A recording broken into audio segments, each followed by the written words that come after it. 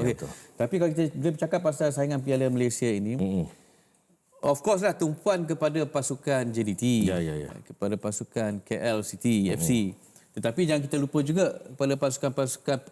Saya paling seronok nak tengok pertemuan antara Terengganu dan juga pasukan satu lagi pasukan daripada Pantai Timur ini, itu pasukan Pahang. Dah habis dah.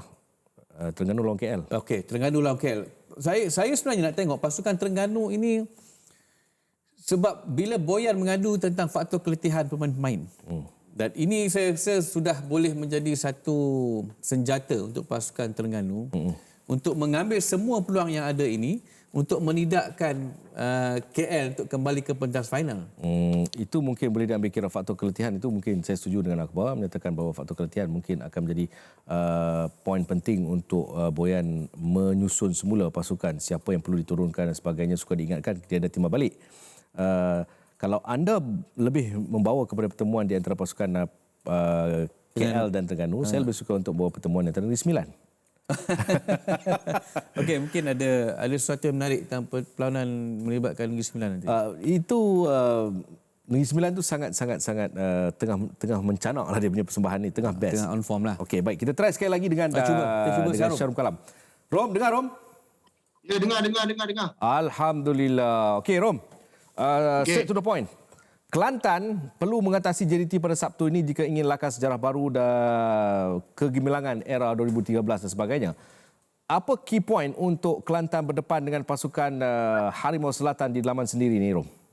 Pertama sekali sebenarnya saya rasakan dia agak sedikit sukar kerana kalau kita lihat dua game sebelum ni, pertama sekali saya suka apa yang dilakukan oleh coach Rizal Zamri, keberanian beliau meletakkan ke semua pemain-pemain lokal. Tapi bertemu dengan pasukan JDT bukanlah satu benda yang mudah, apatah lagi dengan Nur Syamil Ghani, penjaring gol terbanyak, mereka juga mengalami kecederaan.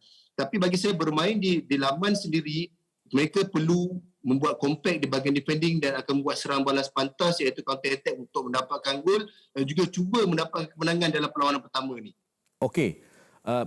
Apakah melihat kepada taktikal Kelantan akan berubah menjadi 4-5-1 dan sebagainya? Apakah ini akan berlaku ataupun mereka akan dengan formasi asas mereka untuk berdepan dengan JDT?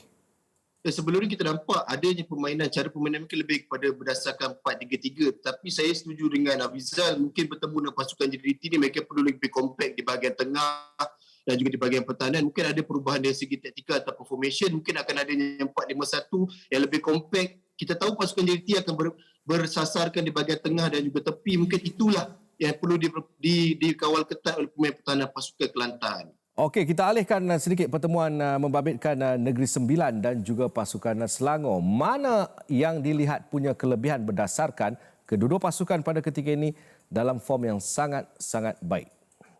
Saya rasa dari segi organisasi, saya masih lihat pasukan Negeri Sembilan masih mempunyai kelebihan kerana mereka adalah suatu pasukan yang sangat konsisten ketika menyerang dan juga ketika bertahan. Tapi tidak boleh juga kita ambil enteng, ambil mudah dengan pembaikan pasukan Selangor ni. Kita nampak adanya penambahbaikan dari segi cara pasukan Selangor ini bertahan dan juga menyerang. Kita nampak adanya intensiti dan juga cara yang lebih tersusun di bawah kendalian Tan Chee Ho untuk pasukan Selangor. Tetapi saya masih lagi berfikir pasukan Negeri Sembilan punya kelebihan untuk perlawanan pertama ini. Okey, itu pastinya akan menjadi tumpuan kerana berdasarkan apa yang telah mereka pamerkan sejak kebelakangan ini. Dan satu lagi aksi pada Sabtu adalah melibatkan pasukan Derby Borneo membabitkan Kuching City dan juga Sabah.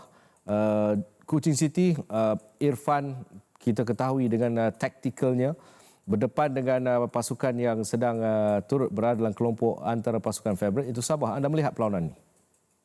Sekiranya pasukan Sabah dapat menurunkan Jackson, dapat menurunkan Sadir Ramdhani dan juga Embolo, mungkin pasukan Sabah akan menangi perlawanan ini. Tapi sekiranya tidak, mereka mempunyai agak sedikit kesukaran di bahagian hadapan untuk menjadikan gol kerana mereka masih lagi mengharapkan Badru Bhatia untuk merobek gawang pasukan Kuching City. Yang kita tahu, Kuching City adalah satu pasukan yang degil di bawah kendalian coach Irfan Bhatti. Kita tahu beliau adalah seorang master tactician yang dia tahu dan juga dia ada magisnya dalam Piala Malaysia. Kebergantungan kepada Sadir Ramdhani, kebergantungan kepada Badru Bhatia perlu dielakkan untuk memberikan tumpuan di bahagian strike force. Itu akan berlaku, Rom? Ya, kalau kita lihat itu sebenarnya sebelum ni tanpa kehadiran Sadir Rahmani agak sedikit kita kurangnya impak untuk pasukan Sabah di bahagian hadapan. Saya mengharapkan sekembalinya Sadir Ramdhani, sekembalinya Jackson dan juga Embolo, striker mereka, mungkin akan ada perubahan dari segi corak menyerang pasukan Sabah itu sendiri. Okey, dan yang terakhir, KL City akan melayan kunjungan pasukan taktikal yang penuh dengan seni bola sepaknya, antara pasukan yang boleh saya anggap begitu, iaitu pasukan Terengganu. Jadi peperangan di bahagian tengah, peperangan di bahagian strike force akan berlaku pada perlawanan ini. Saya tahu kalau kita tahu pasukan Terengganu, kita tahu kelebihan yang ada pada pasukan Terengganu, satu pasukan yang sangat komplit, tetapi bermain di laman Kuala Lumpur bukan mudah. Kita tahu yang adanya kelebihan pada Coach Bojang Udak adalah master tactician juga. Dia tahu dari segi macam mana untuk mematahkan apa yang dilakukan oleh pasukan Terengganu. Mereka perlu belajar yang sebelum ini dalam liga mereka kalah. Mungkin ini adalah masa yang terbaik untuk perbaiki dari segi pertahanan untuk mendapatkan kemenangan pertama di laman sendiri. Sedikit, Rom, zonal marking keyword utama untuk kedua pasukan?